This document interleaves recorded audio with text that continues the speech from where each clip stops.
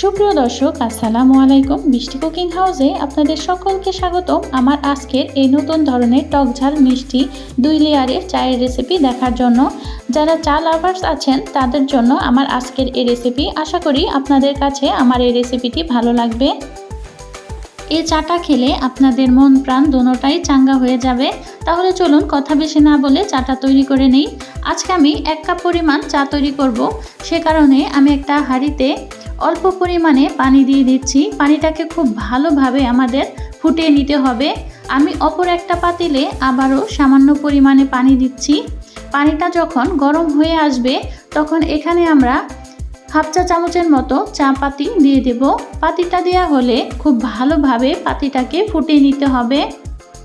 পাতিটাকে 1-2 minute খুব ভালোভাবে ফুটিয়ে নেওয়া হয়ে গেলে এখন আমরা চাটা তৈরি করে নেব।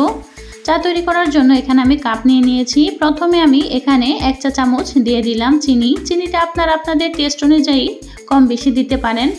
এখন এখানে ফুটন্ত গরম পানিটা দিয়ে দেব গ্লাসের অর্ধেক পরিমাণ।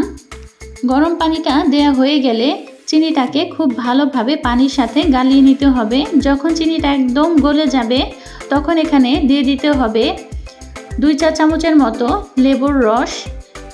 লেবুর রসটা দেওয়া হয়ে গেলে এখন এখানে আমি একটা কাঁচামরিচ টুকরো করে নিয়েছি, সেটা দিয়ে দিলাম। এখন যে চায়ের পাতিটা জাল করে রেখেছিলাম সেটা অল্প অল্প করে এর উপরে দিয়ে দিতে হবে। চা পাতিটা দিতে দিতে খুব সুন্দর একটা লেয়ারের তৈরি হবে। দেখুন খুব সুন্দর 2টা লেয়ার তৈরি হয়ে গেছে।